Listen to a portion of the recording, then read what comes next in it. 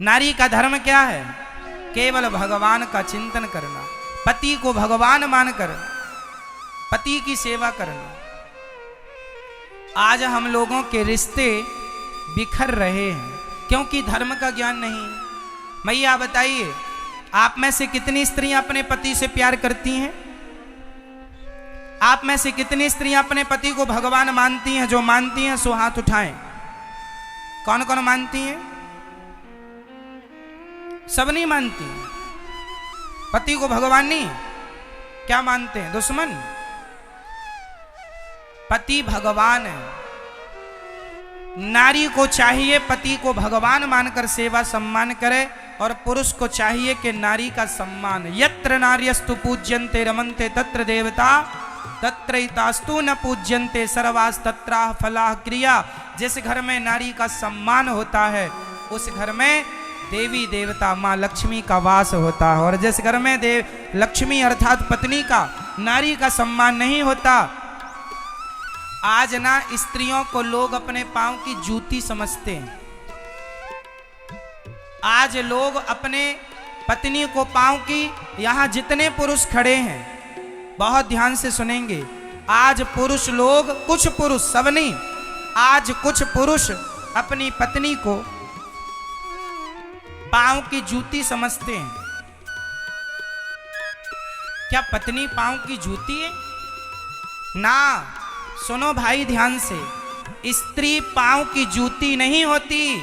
स्त्री, नारी तो हर पुरुष के सिर की पगड़ी होती है। आपका सम्मान बढ़ाने वाली, आपका कुल, आपकी इज्जत बढ़ाने वाली, और आपको बाप कह सके ऐसे बेटे को जन्म देने वाली वो स्त्री होती है। इसलिए नारी का सम्मान करना सीखो। नारी और पुरुष एक दूसरे के पूरक हैं, इसलिए पुरुष को चाहिए नारी का सम्मान करे, नारी को चाहिए पुरुष का, अपने पति का सम्मान करे। और गृहस्थी की गाड़ी बड़े प्यार मोहब्बत से चलानी होती है। जरा जरा सी बातों में आप झगड़ा कर लेते हैं, ये ठीक नहीं है। कई बार स्त्रियों को गुस्सा आ जाता है, कुछ उल्टा सीधा पति को कह दिया। कई बार पति को गुस्सा आया, पत्नी को कह दिया। और पति जब पत्नी को डांटता है ना, तो पत्नी अपना झोला उठाई और सीधा मायके, मैं मायके चली जाऊंगी, तुम देखते रहियो। लो, तो ये मायका चले जाने से आपकी समस्या सॉल्व हो जाती है मेरी माँ? समाधान हो जाता नहीं। कभी भी पति पत्नी के झगड़े के बाद कभी यदि अपना भला चाहती हो तो कान खोलकर सुनना, पति पत्नी के झगड़े के बाद कभी भी आप मायके मत जाना, कभी भी घर छोड़ के ना जाना। झगड़ा 2 दिन का होता है, झगड़े के बाद सारी जिंदगी तुम्हारा पति ताने देगा, लो छोड़ के चली गई थी। गुस्सा 2 घंटे का होता है, ताने जीवन भर सुनने पड़ेंगे।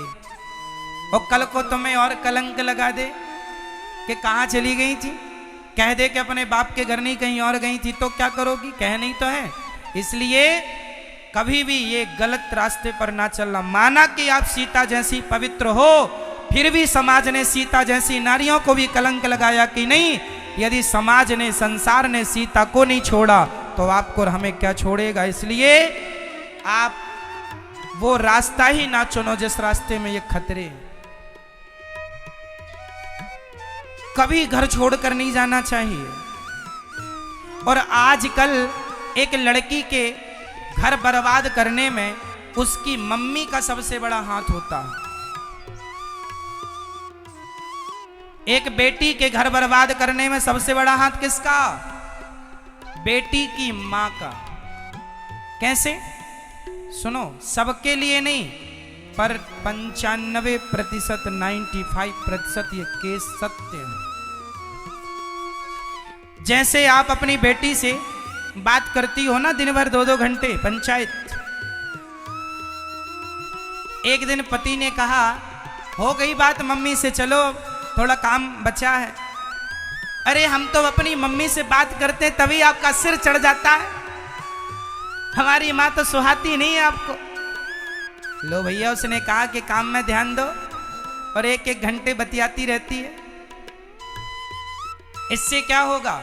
तुम्हारे पति पत्नी के रिश्ते में खटास पड़नी पैदा हो जाएगी। आपका पति कहता है कि तुम्हारी सास यहाँ भूखी बैठी है, उसे तो तुम रोटी देती नहीं हो, और अपनी माँ को फोन लगाकर पूछती है माँ भोजन कर लिया? नहीं किया बेटा, तेरी भौजाई ने नहीं दिया। लो, अब आपने भौजाई को फोन, अरे भाभी माँ को भोजन नहीं दिया। ले, खुद की माँ की इतनी चिंता है और यहाँ सास भूखी बैठी, उसे नहीं दे रही है, खुद तो दे नहीं रही है और भौजाई से अपेक्षा रखती है कि वो मेरी माँ को भोजन दे। अरे हर बहू अपनी सास की सेवा कर ले तो इस धरती में ना कोई बहू परेशान होगी ना कोई सास परेशान होगी। हर लोग अपनी अपनी जिम्मेदारी ईमानदारी से निभाएं। सास अपनी बहू को बेटी की तरह प्यार करे। सास का धर्म है बहू को बेटी की तरह, और बहू का धर्म है सास को माँ की तरह प्यार करे, तो घर में कोई विवाद ही नहीं होगा, झगड़ा ही नहीं है। लेकिन इतनी सी बात पता नहीं लोगों की समझ में क्यों नहीं आती। जरा सी पति पत्नी में लड़ाई हुई, पत्नी ने फोन लगाया, माँ आज इन्होंने तो बड़ा डांटा, बहुत गालियां दी। अच्छा, माँ बोली अच्छा चिंता ना कर, मैं अभी गुंडे भिजवाती हूँ। ओ माँ ने लारियां भिजवाई, बेटी को उठवा लिया, आजा, दहेज दिया है कोई फोकट का थोड़ी लिया, आजा। लो बेटी को बुला लिया, और बेटी को बुला के दामाद को, दामाद जी आपने ठीक नहीं किया, मेरी बेटी को बड़ा सताया है। 2 दिन बाद दामाद जी का फोन आया, पति का फोन पत्नी के पास, सुनती हो अब घर आ जाओ, बात हो गई, रात गई बात गई, खत्म करो बात। अब बेटी ने अपनी माँ फोन आया है, फोन क्या करें? अब माँ ने देखो जहर भरना शुरू किया। माँ बोली बात काट दे, अभी जब तक दामाद नाक रगड़ते नहीं आएगा तब तक मैं नहीं भेजूंगी। ले भैया, अब मैं आपसे सवाल करता हूं, क्या आप जितनी महिलाएं बैठी हैं, क्या आप अपने पति को नाक रगड़वाना चाहती हो? अरे पति पत्नी की लड़ाई किस घर में नहीं होती भाई, लेकिन आप अपने पति की नाक रगड़वाना चाहते। मेरा अब सास ने कहा दामाद जी ऐसे नहीं आएगी बेटी, 10 बार फोन लगा दिया दामाद ने, पति ने, पत्नी गई नहीं, चाहती है कि नाक रगड़ता आए, गिड़गिड़ाए। तो ये तो आपके पति का सबसे बड़ा अपमान है। इसलिए मैं हाथ जोड़ के कहता हूं मेरी माँ, जीवन भर तुम्हारी माँ साथ नहीं देगी। माँ तो चलो कुछ साल बाद मर जाएगी, जब तक माँ होती है तब तक ही मायका होता है। माँ नहीं, मायका नहीं, माँ गई, मायका गया। माँ के जाने के बाद जिस ननंद के बल पर, जिस भौजाई के बल पर, जिस भाई के बल पर बड़ी आंख दिखाती थी, माँ को मरने तो दो, बाप को मरने तो दो, तुम्हारी भौजाई कहेगी निकल जा मेरे घर से। जो अपने पति की ना हो सकी वो मेरी हो जाएगी। कब तक अपनी माँ के घर टुकड़ा तोड़ोगी, कब तक अपने भाई की रोटियां खाओगी? सबसे गलत निर्णय होता है स्त्रियों का ये कि अपने पति को छोड़कर वो अपने मायके में अपने भाई बंधों के भरोसे रहती हैं। कब तक साथ देगा, कौन देगा? 2 बातें हो जाती हैं, सहन कर लिया करो मेरी माँ। जो पत्थर सहता है वही पत्थर भगवान होता है। जो पत्थर चोट खा के टूट जाता है वो नारियल तोड़ने के काम आता है, वो भगवान नहीं होता, है ना। एक पत्थर पर छैनी हथौड़े की चोट पड़ती है और वो टूट गया तो नारियल तोड़ा जाएगा उस पर, और चोट छैनी हथौड़े की सहता गया वही पत्थर भगवान होता है। जो पत्थर चोट खाकर टूट गया वो कंकड़ बन गया, और जो पत्थर चोट सह गया वो शंकर बन गया। सहन करने वाला भगवान होता। इसलिए जरा जरा सी बातों का राई का पहाड़ ना बनाया करो। जरा जरा सी बातें हैं, सॉल्व कर लिया करो, गुस्सा ना किया करो। गुस्सा में, क्रोध में सारे जिंदगी के रिश्ते समाप्त हो जाते हैं। इसलिए आपको आपके पति के साथ प्यार से रहना है। पति गुस्सा, अच्छा ये बताओ आपका पति आपको प्यार करता है कि नहीं? हाँ या ना? मैया जिनके पति करते हैं वो हाँ या ना करेंगी? मैया आपके पति प्यार करते हैं आपको कि नहीं? बोलो हाँ ना। नहीं करते तो ऐसे ऐसे करो, करते हैं तो ऐसे ऐसे करो, नहीं तो फिर गोलमाल है सब। आप में से कितनों के पति प्यार करते हैं? हाथ उठा के बताओ। सबके? बहुत अच्छा। अब मेरी बात आगे सुनो। जब आपके पति आपको प्यार करते हैं तो जब आपके पति डांटेंगे तो डांटने पड़ोसन को जाएंगे? अरे जब प्यार आपको किया है तो डांटेगा भी आपको। उसी को आदमी डांटता है जिस पर अधिकार होता है। इसलिए पति डांटे तो गुस्सा ना हुआ करो, बात का बुरा ना माना करो। कई बार पुरुष बहुत सारे कामों में परेशान हो करके वो सारा गुस्सा पत्नी पे उतार देता है। चुप रह लिया करो। और कभी पत्नी का भी मन हुआ करे डांटने का तो आप पुरुष लोग भी जरा चुप रहा करो और आप भी जरा सुन लिया करो कि चलो आज इसका मन है, चलो हो जाए पूरा। रिश्ते प्यार से चलते हैं, रिश्ते तोड़ने से काम नहीं बनेगा। हाँ, मन कैसे शांत करूं प्रभु? मैया, ओ मेरी प्यारी माँ, बैठ जाओ मैया। मैया बैठो मेरी माँ। मन बड़ा चंचल है, क्या करें कि मन परेशान ना करे? ऐसा सवाल माता देवहूति ने अपने पुत्र कपिल देव जी से कहा, पूछा। मन बड़ा चंचल है, क्या करें कि मन की चंचलता मिट जाए? क्या करना चाहिए मन को चंचलता से मिटाने के लिए? स्थिर कैसे करें मन को? नहीं करोगे? क्या मन स्थिर हो सकता है? उत्तर दो। हो सकता है? कैसे? कैसे? ऐसा क्या है जो नहीं हो सकता? बेटा ऐसा क्या है जो नहीं हो सकता? चांद तक यदि हम जा सकते हैं तो मन को स्थिर नहीं कर सकते। करने वाले मंदारी ने तो बंदर को वश में कर लिया। जैसे नचाता है मंदारी बंदर वैसे नाचता है, जबकि सबसे चंचल प्राणी बंदर है। पर कैसे वश में कर लिया? प्रैक्टिस करा के, अभ्यास से। उसी तरह जिस दिन आप अपने मन को कोचिंग देने लग जाएंगे, मन को सही गाइड देने करने लग जाएंगे, सही दिशा पर मन को लगाने लग जाएंगे, उस दिन मन धीरे धीरे सबसे हटकर और मन अपने आप शांत होने लग जाएगा। और जिस दिन मन शांत हुआ उसी दिन भगवत प्राप्ति होगी। मन के हारे हार है, मन के जीते जीत। मन ही मिलावत राम से, मन ही करत पजीत। मन की गति है अटपटी, झटपट लखे न कोय। मन की जब खटपट मिटे तो झटपट दर्शन होए। मन बड़ा चंचल है, क्या करें कि मन वश में हो? अभ्यासेन तु कौन्तेय अवैराग्येण च गृह्यते।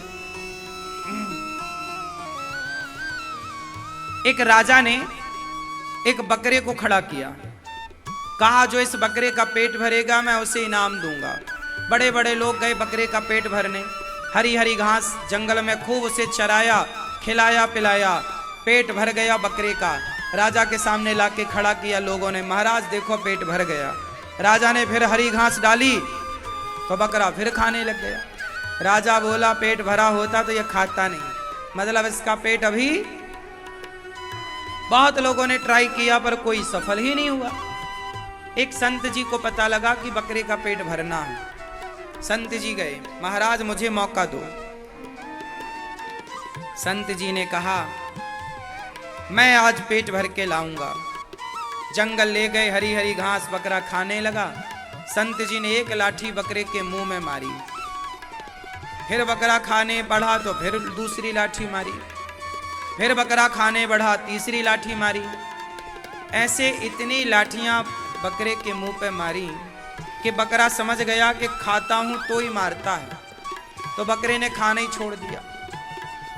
उतना ही दिया बकरे को जितने से उसका पेट भर जाए, मरे भी ना। उतना दिया जितने की जरूरत थी, और बाकी समय संत जी ने उसे लाठी दिखाई। वो बेचारा आंख बंद करके खड़ा हो गया। अब सोचिए बकरा इतना चंचल है पर आंख बंद करके खड़ा है। शाम को राजा के पास गए, लो महाराज भर गया पेट। राजा ने घास डाली तो बकरे ने संत जी को देखा।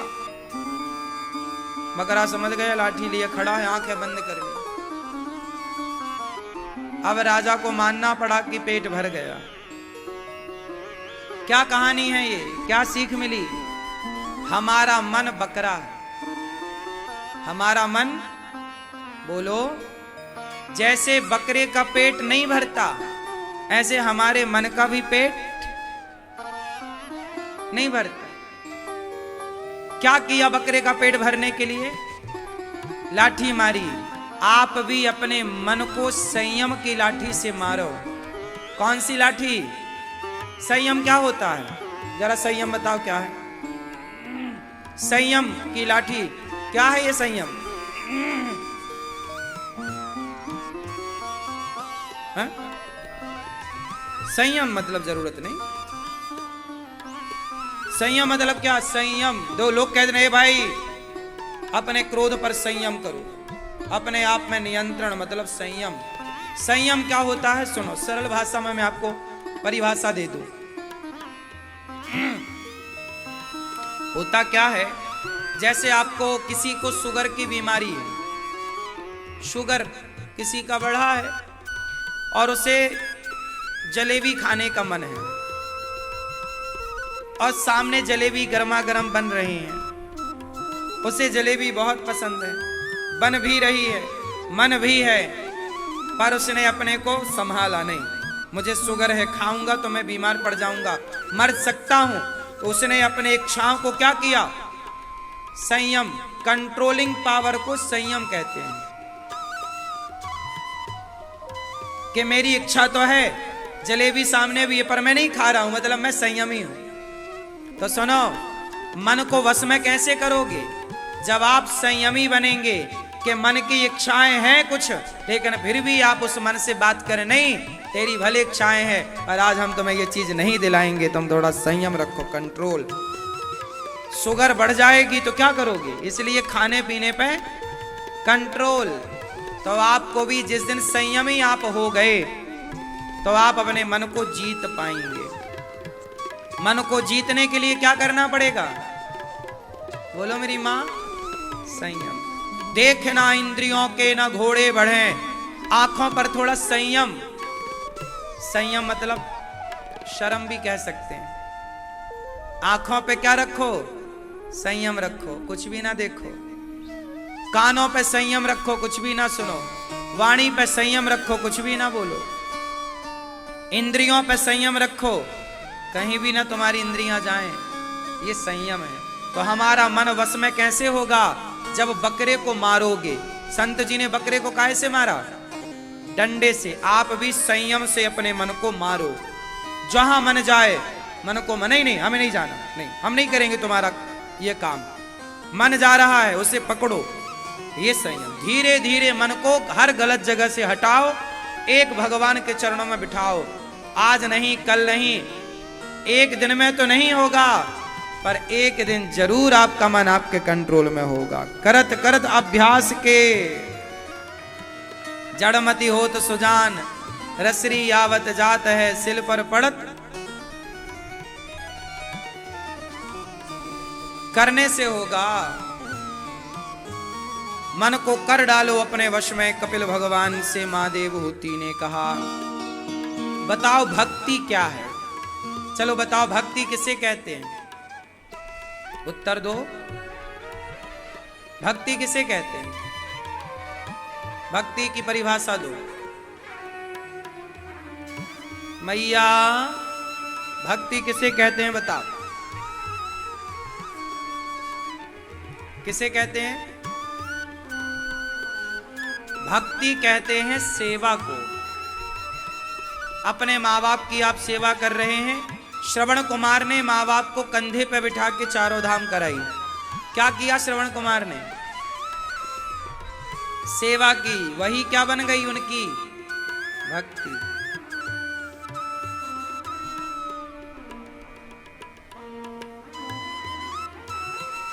जैसे लोग कहते हैं ना, ये माटी नहीं सोना है।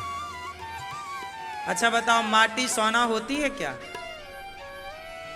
उत्तर दो। माटी सोना होती है कि नहीं? बोलो। हाँ हाँ, माटी ही सोना है, सोना सोना नहीं है। एक आदमी मेरे पास आके रो पड़ा, महाराज जी मेरी पत्नी जब ये हार पहनती है तो मुझे गुस्सा आता। मैंने कहा हार में ऐसा क्या है, 4 तोले का हार है। तो मैंने कहा गुस्सा क्यों आता, तेरी पत्नी पहनती है कितनी अच्छी लगती है, खुश होना चाहिए। नहीं महाराज, ये 4 तोला सोना, मेरी पत्नी बोली मुझे हार दिलाओ। उस समय सोना 3000 रुपए तोला था, बहुत पुरानी बात है। 1998-97 में सोना लगभग 3000 था। बोले 3000 रुपए सोना था, और उस समय मेरे खेत के बगल में 4 एकड़ जमीन बिक रही थी, वो भी 3000 रुपए एकड़। तो मेरी पत्नी जिद में अड़ गई, मुझे तो हार चाहिए। और मैं बोला हार अगले साल दिला दूंगा, भी